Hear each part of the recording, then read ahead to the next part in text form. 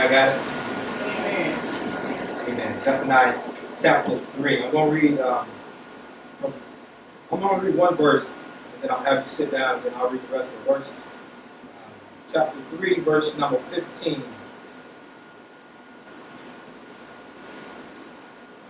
It reads as such. The Lord has taken away his judgments against you. He has cleared away your enemies. The King of Israel, the Lord, is in your midst. You will fear disaster no more. Amen. Let me see. Zephaniah, verse number 15. That's talking to Jerusalem and Judea. But it's different when you say it to yourself. Hit the space bar for me one time. So what I want you to read is the top half, verse number 15. But replace the you with me, the your with mine, the your with mine, and the you with I. And see if that makes you feel different. Read it out loud. We'll read it together. The Lord has taken away his judgment against me. He has cleared away my enemies. The King of Israel is in my midst. I will fear disaster no more. Amen. So that ought to do something different for you when it's a personal statement. Often we read scriptures and we never include ourselves in the equation because it looks so far-fetched. But the very same things that Israel or Judea have to deal with are the very same things that we have to deal with. So whenever the scripture denotes another person, it's best to place myself in their shoes so I can not only feel the conviction of it, I can also feel the blessings of it. So here we are, we're talking about a God of another chance. Not a God of a second chance, not a God of a third chance, but a God of another chance. Because we're in a position where we've used up so many chances, so many opportunities. We're just looking for God to give us another chance, give me another opportunity, not only to prove what I am, but to assure you that it's okay to trust me whatever you're giving me. So God, another chance. Every day we ought to thank God for brand new mercies. We ought to thank Him for what He has allowed us to get up and witness. We ought to thank Him for the trees, for the birds, for the airs, for things being in place where we left them at. We ought to thank God because He didn't have to do it for us. Often what we do is we take for granted the idea that God allowed us to go to and from. We make plans and preparations that in 2 years I'm going to do this, in 3 years I'm going to do that, thinking that time is in our hands. Thinking that we have control over whether we'll be alive in 2 or 3 years, or even whether we'll be in this particular position in 2 or 3 years. We don't have to thank God that He allows us just to get up in the morning and stretch out our legs and stretch our arms out and be a part of this great day. The Bible says that He gives us brand new mercies every day.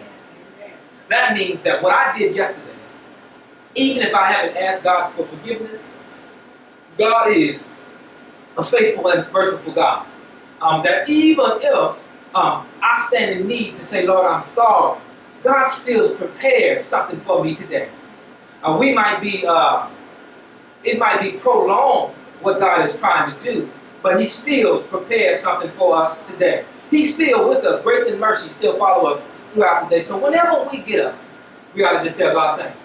We ought to be excited about what He's doing for us. James 4:12-15, he says this, come now, you who say today or tomorrow we will go such and such in a city and spend a year there or engage in business.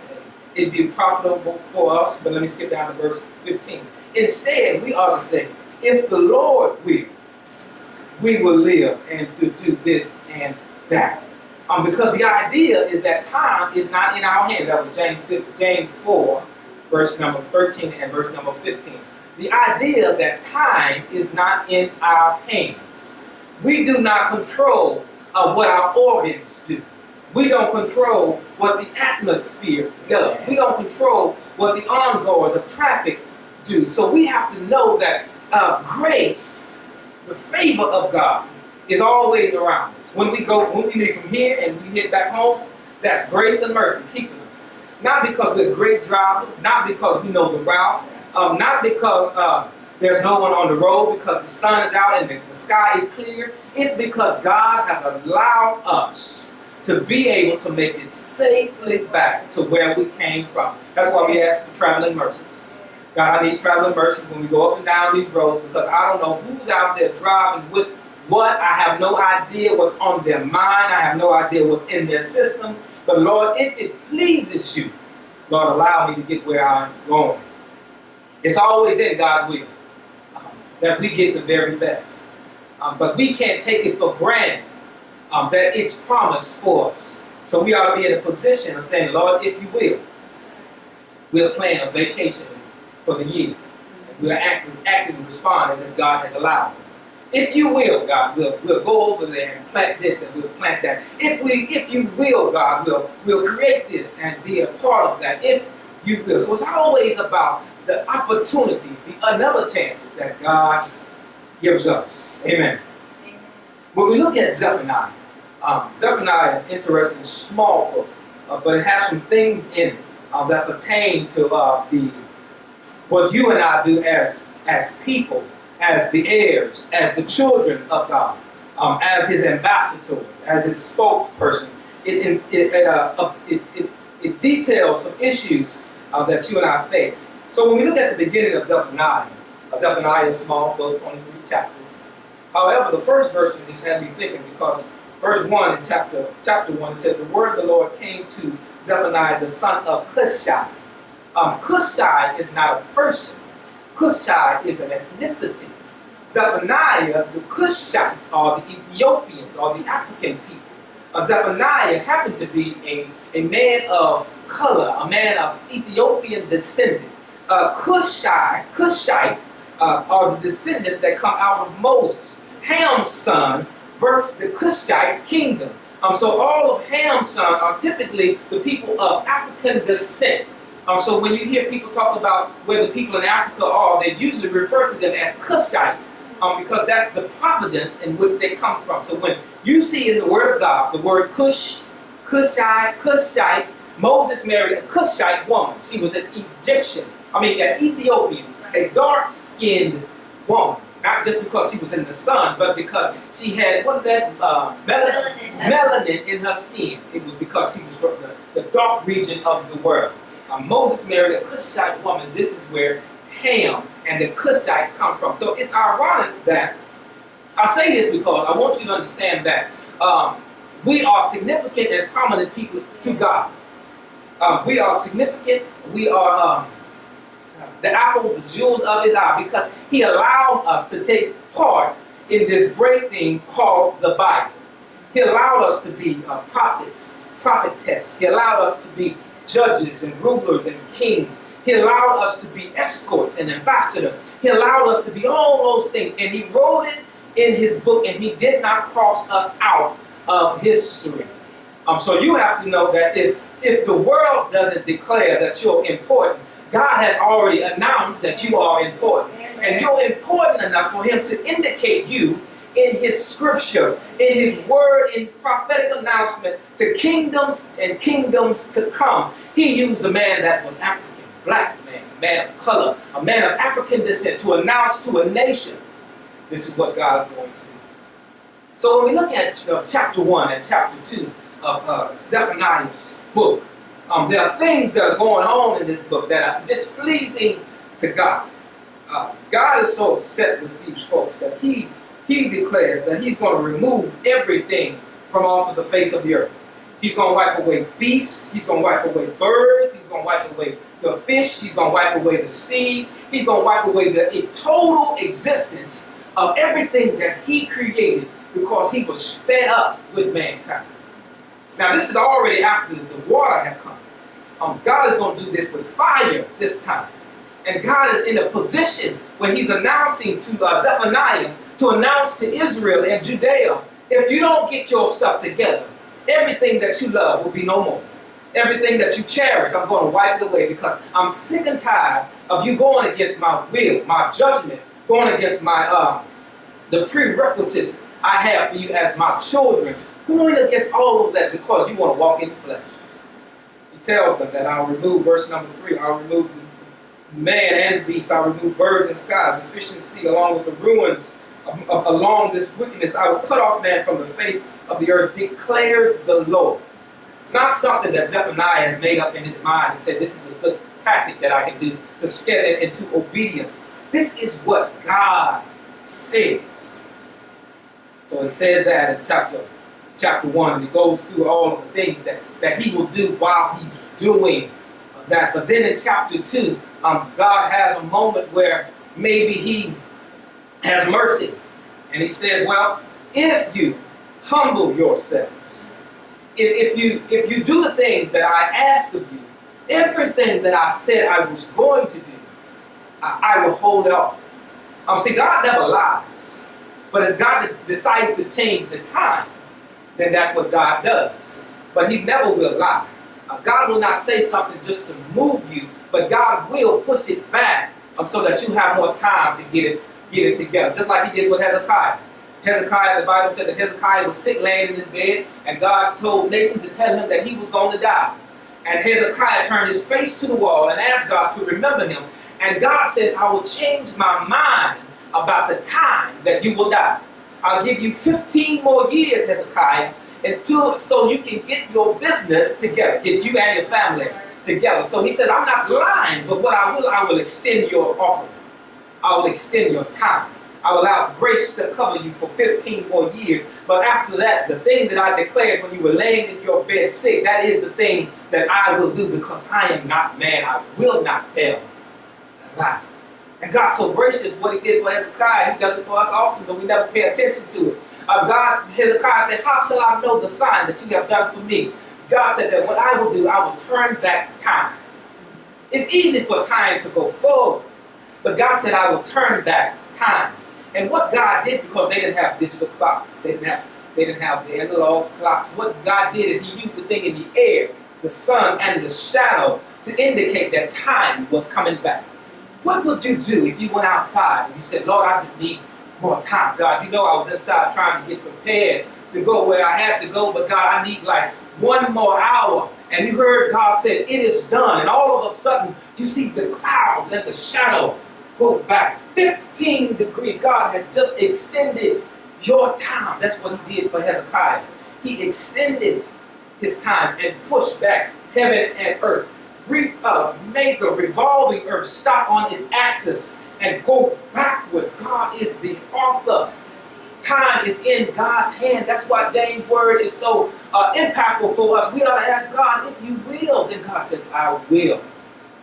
But we have to stay in obedience with his word. So he goes in chapter 2 and he tells them that you have to become what I've created you to become. You can't follow along with the idols, the worshiping of false doctrine or the Baal. You can't follow the immoral things if you expect to belong to me. Because what you represent is a representation of me. And if you do this, then the other folks that are looking at you, they think that that's what I require of them.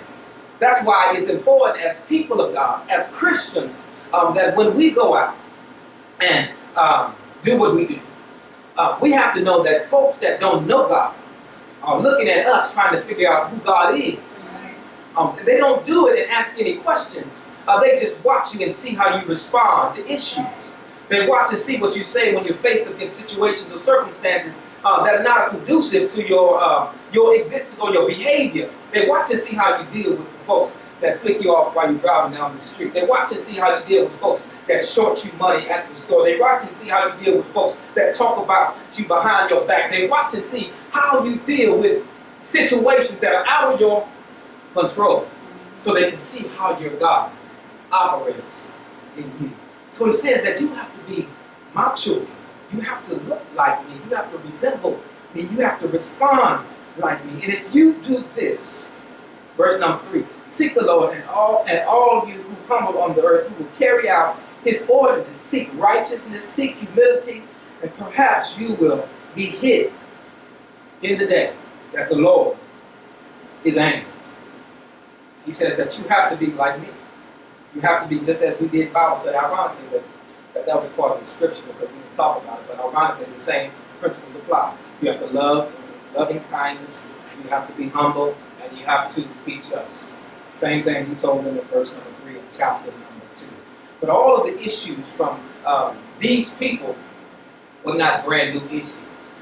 This is why we serve a God of another chance. They were not brand new issues. These are the same people that the Lord had brought out of captivity, that he had brought out of Egypt. These are the same people that they witnessed the miracles of God, and God blessed them and pulled them out and crossed over the Red Sea, and he fed them by birds and water out of a rock. It's the same people that understand the power and the will of God.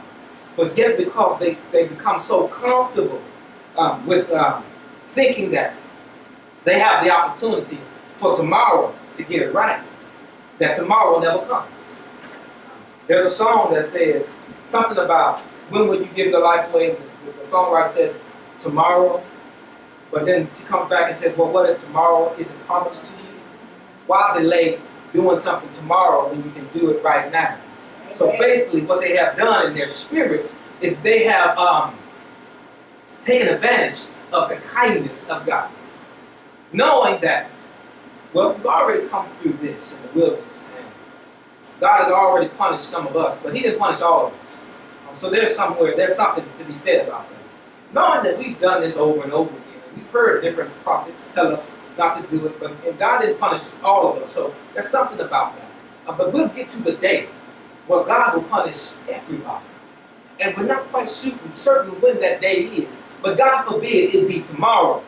And you're still putting off what you should do today, thinking tomorrow is promised. What happens if God comes back for us and because he said, now even though that you're spiritually conscious, but you're out of your flesh, your spirit knows exactly what to do, but I needed you to make that decision when you were in your flesh. So now that you're in my presence, you don't have the ability to ask me for forgiveness. All you do is be able to stand here and receive the retribution for what you have done.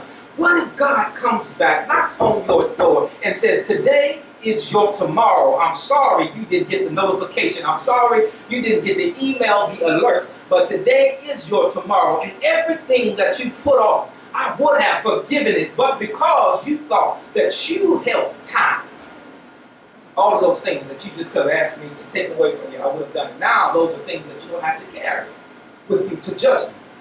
And when I judge you, I'm going to judge you for everything that you could have asked me to do because you put it off. Because you thought that I wasn't coming back. Because you thought that because I extended my mercy, my grace, that was forever. Because you thought that I was just playing. People of Israel and Judea got a warning, a wake-up notification from Zephaniah. And because they got this wake-up notification from Zephaniah, there were some things that they had to look within themselves to figure out, is this worth it? Often we live in the mindset of, I know the Lord, I have Jesus, and I know he can forgive me. But the question is, how many times before he turns us over to a reprobate mind? How many, when is it the 103,045th time that he's told us to do something? And he decides just to turn us over to that thing. We have to be careful that we don't abuse the relationship that we have through Jesus.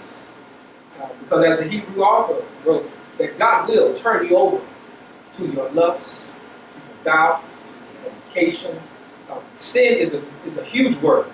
And it's not always attached to a physical action, but it's also tied to a thought or internal desire. So doubting God is sin.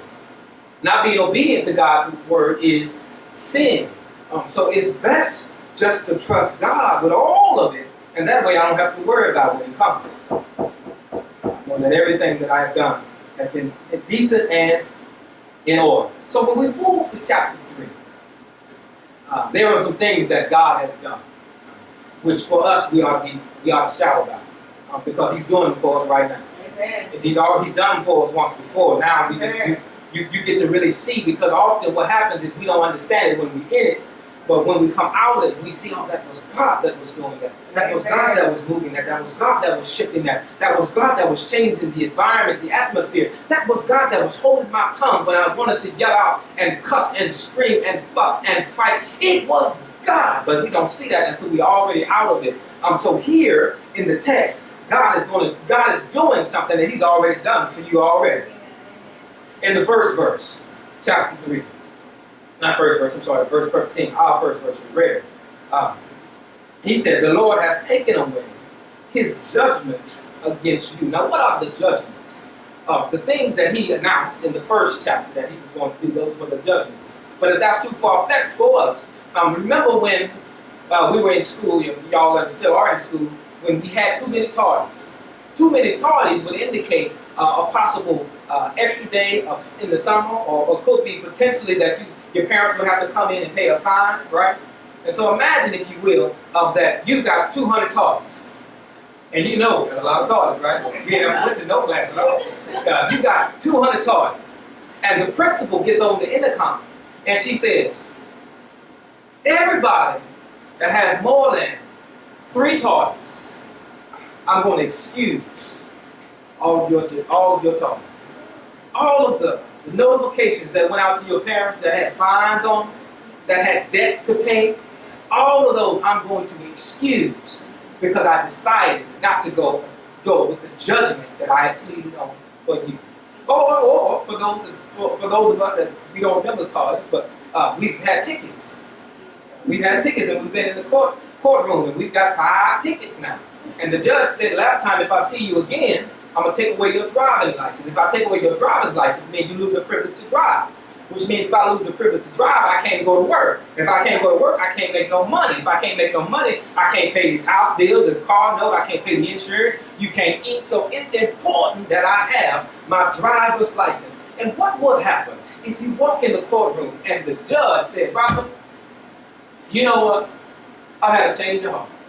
I know that you got tickets, but you know what? Because I'm the judge, because this is my courtroom and my name is on the front of this bench, I've decided to not have any judgments against you. I don't even need to know why you did it or what you did it. Even all of the fees that we associated with the SR22s and all of that was associated with your tickets, I'm going to excuse those too, and I'm going to wipe it off of your record. I'm going to expunge your record. So it doesn't even show up when we do a report. That's what it means for God to excuse the judgments against you. Because judgments are things that you have earned. They were not just things that God had just placed on you because you are around folks. Judgment was the thing that you earned. So God says that I will take away the judgments that I have against you. Then He keeps on going further, because along with doing that, He's going to have to do some work, because often what it is that sometimes we get in trouble because of the things that are around us. Sometimes it's the people that influence us that cause us to get in trouble. So God has to not only remove us out of the equation, the trouble, but He has to remove the trouble out of the equation from us. So He said, I'm also going to remove all of your enemies. The King of Israel, your Lord, is in your midst. What kind of God is that? God, you mean you're going to clear me of all of the wicked, bad deeds that I've done, and then you want to take care of my enemies too? He says, that's exactly what I'm going to do. I'm going to wipe away your enemies. And the beautiful thing about God is that whenever God wipes away your enemy, whenever God is working on your behalf, God is not working with you. God is working for you. There's a difference between you working with God and God working for you. Because there is no endurance that you can have to deal with the enemy that has been against you all this time. So God says, I have to do this for you because you can't do it yourself. So God says, sleep at home. When you wake up in the morning, every issue that you had, every person that was against you, every crime that was perpetuated about you, everything that destroyed your character, tried to rob your spirit, steal your soul, I've already taken care of it. Amen. He says you can go to work down the same path, not have to work out. People jumping out trying to recruit you into a game, trying to sell you some drugs. You can go down the same path in peace because I've dealt with every issue. I did not leave one undone because I'm God. Because I make those kind of promises to you. And he keeps on going, of course. The God of another chance. Thank God he's not like us. That when we give people another opportunity to make an amends, that he doesn't hold them hostage to what they've done. But he also makes so many improvements. So it's almost difficult to do it again. He doesn't, let's just go way out far in left field, deliver you from crack, but leave you in the neighborhood, in the house where crack is being sold. He delivers you from the city and places you in a place where you can't even get crack because he's that kind of God. So when he delivers, God delivers. There is no snow. God better than the post office. When God delivers, God delivers. And he's always on time. Amen. So he said, in that day, the Lord of Jerusalem, do not be afraid, O Zion. Do not let your hands fall limp. When I'm going through my issues of life, oftentimes I give up. That's what that means. My hands fall limp. I give up because I'm so distressed. God, I've been trying to do everything that you asked me to do, but Lord, every time I go forward, it seems like something is pushing me backwards. God is trying to tell you, stop giving up because it gets difficult. Stop giving up because it gets hard. You can fight with pain. You can continue with walking with a limp. That doesn't stop you from getting to your destiny. It just means that your swagger is going to be a little different. You might take a little longer to get there, but you can operate in your capacity with pain.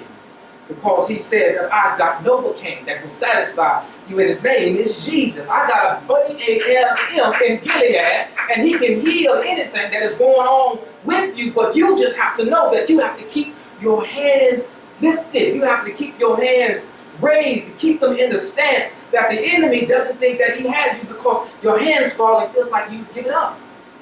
I've thrown it in the towel. I don't want to fight this no more. I'm tired of trying to go this way, but God, I think that you called me. Well, if you know that I called you, then keep going until you get there. He said, don't let your hands fall limp. The Bible says, be not weary in well-doing. In due season, you shall reap if you faint not. Verse number 17, the Lord your God is in your midst, a victorious warrior. Now he will exalt you with joy. He will be quiet in his love. He will rejoice over you with shouts of joy. I will gather those who have grieved with the appointed feast. They came from you, O Zion. The reproach of the exile is a burden on them. Behold, I'm going to deal with all of that time, with all of your oppressions. I will save the lame and gather the outcast, and I will turn their shame into praise and renown on all of the earth. When God gives multitudes of chances, of opportunities, not only does he increase your physical capacity, he also increases and enlarges your territory. God is saying to the people of Israel and Judea that not only will I take out your enemies out of the midst, I will also bring back those that were ill, that were lame, that were walking with diseases and sicknesses that were also physical as well as psychological. I'll bring them back and they'll take part of this abundant blessing. Not only will I do that, I'll bring back the ones that were exiled, the ones that stood up for my name, and bring them back so that when we sit down and break bread together, everybody that is mine will be able to experience the fullness of God, to experience the fullness of his greatness, because I'm a God of another chance. I'm a God of another chance. I'm a God of another chance. I'm a God of another opportunity. I'm a God of another position. I'm a God of another promotion. I'm a God of another inheritance. I'm a God of another opportunity. I'm a God of another chance. But this is where I get real excited about, because he said, and I will turn their shame into praise and renown. David said that in the presence of my enemies, that he will prepare a feast for me, that my cup overflows. So what God is saying is that in the midst of the enemies that talked about you, that said you're never going to be nothing, you'll be just like your daddy, you'll never leave the city because you don't have leaving city qualities within you, you'll never be anything but an outcast, you'll never be able to be strong, walk on your own, you'll never be able to raise them children by yourself. God says, not only will I bring you out, not only will I deliver you, from your enemies, but I'll also dress you up and make your enemies watch and see how good I bless you. Amen. I put everything out for full display so they can see how it looks like to serve God. And then I'll go a step forward, because he said renown. Renown means that he'll put your name in lights. That when people hear you, it will be nothing but marvelous words. That God will say, come in this day. Gwendolyn Robinson and all of that being brought with him, because God is that kind of God that he doesn't mind just putting you on his mountain so that the world can see. This is what it looks like to serve God. This is what it feels like to be a part of the inheritance. This is what comes along with being kingdom children, and you don't have to do anything. In none of this text, in none of God's word, does he require you to do his work. He always asks you that you do your work. And when you do your work, his work will multiply your work. Your 1 mile will turn into 20 miles when God gets done doing his work. But you have to set your mind in a position that I'd rather please God. I'd rather be a friend of God than a friend of myself. Because my biggest adversary is me. The one that I have most confrontation with is me. I'm my most formidable enemy, because I know my pain. I know my hurts. I know my struggles, my issues. I know my strengths, my weaknesses. I know when I'm going to stop. I know when I'm going to start. So my worst enemy is me. But whenever I decide to turn myself over to God, to allow God to be my coach, my ring coach, to allow God to be my spit bucket carrier, to allow God to be my mouthpiece, to be my hands, to be my belt, my buckle, my strength, my sword, my shield, my helmet, my shoes. Whenever I allow God to be the full armor on me, Ephesians 6:11 through 13, whenever I allow God to do that, he said, there is no enemy that can get you, because I've defeated all of your enemies. What I'm doing is just announcing who you belong to. Amen. It's just like God is branding you. You walk around and we got Versace on, or Coogee, or whatever clothes we wear. God has branded you by putting on the full armor of God. So that way, when the enemy sees you, he knows who you are. It's no different. The world has branded people. Red bottom shoes, who's that? The world knows. But when the spirit world recognizes the spirit world, and they see that you have the full armor of God on, they say that's the Lord. Amen. That's Jehovah. That's Elohim. That's Abba, the Almighty. That's the Creator. That's the beginning and the end. That's the Lion of Judah. That's the lily of the valley. That's everything. When they see you fully clothed, because it exudes out of your confidence. I walk in a room and the enemy knows that I'm there, and all I have to do is just look at the enemy as Jesus did and tell him, shut up, be still, and don't mumble a word. You can stay here and hear the sermon, but don't disrupt the people that are trying to listen to God, because I've got that authority. Recognize who you are. It's in you, because he's already given it to you. God doesn't do these marvelous things just to show that he's God. He does it for you to understand what it is to belong to God. He's not a bragger. He's not a boaster. He demonstrates this out of his love. So what's out of all that? God is going to bring Israel and Judea to another level of worship and praise. Because what happens when you come to the end of your road and nothing is working, and you turn it over to God, and you see God take that last very piece of your rope and turn it to 10 more miles, 10 more days, your spirit recognizes that I have to stay in a relationship with God. I have to stay in harmony with God. Because even if I don't have enough, my Father has everything that I need. Even if I feel like I'm physically bankrupt, spiritually, I'm wealthy, I'm rich, I'm well off. So I have to stay in constant relationship with God. That means that I have to ask God everything. There's no question off limits for God. There's no thing that we can ask God that would be a stupid question. The stupidest question would be not to ask God. So we have to stay in constant communication with God. In verse number 20, after he says he'll turn this shame to praise and renown in all of the earth, at this time I will bring you in, even at the time when I have gathered you together. What God did, we all like parties, right? Everybody has a birthday. What God did was say, you know what, I'm going to rent the biggest venue out. I'm going to order the most expensive, elaborate caterer. I'm going to bring in the biggest band. And what I'm going to do is I'm going to spend my own money. And I'm going to decorate it the way that you like it, not the way that I like it. And I'm going to bring in all of your favorite people because I know who you like and who you don't like. And I'm going to bring them all in. And I'm not going to ask you to do anything. Don't set up no tables, don't blow up no balloons, don't send no decorations out, don't send no emails, no invites out. And what I'm going to do is after I get through setting up everything, I'm going to unlock the door and I'm going to tell you to come in. Because the celebration is for you. So what he's telling them, he said the celebration is for you. It's not just for the folks that are outside looking because they're going to want to come in, but they're not on the invite list. But it's for you. And whenever you decide that God has decided to celebrate you, that's when you actually get to the victory.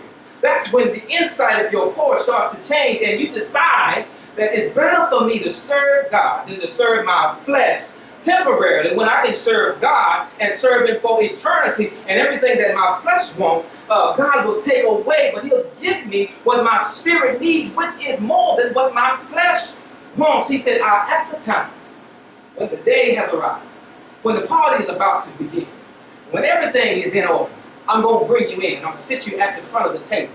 I'm going to tell everybody to praise.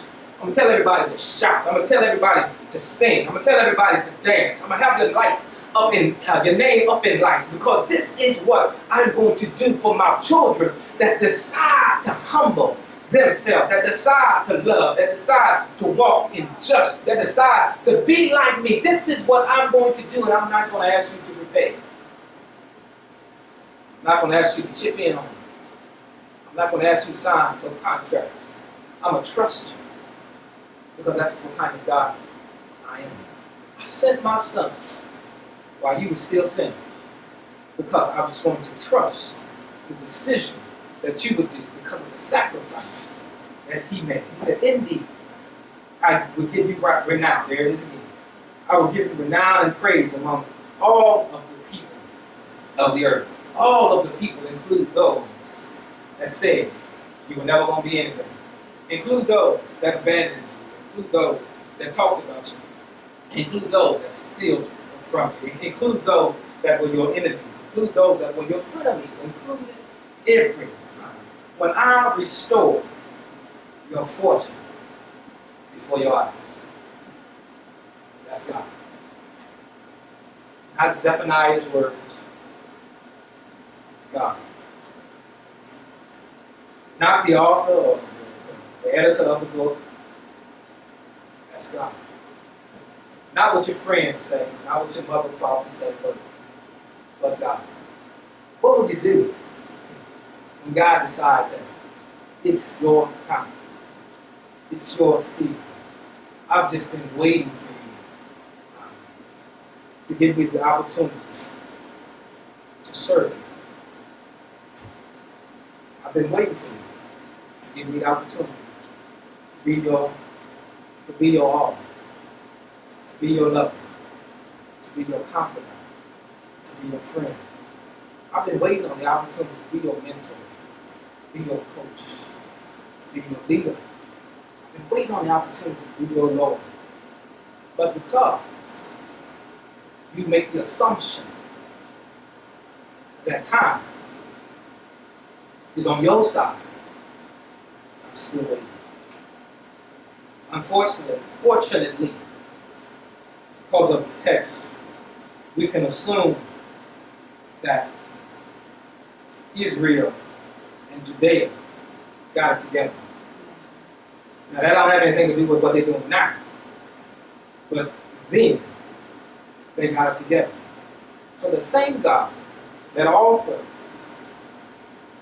renown, praise, offered to save you from your enemies, offered to bring back your land, restore the outcast. The same God that offered to lift you up above your afflictions. The same God that said that I will celebrate you. It's the same God then.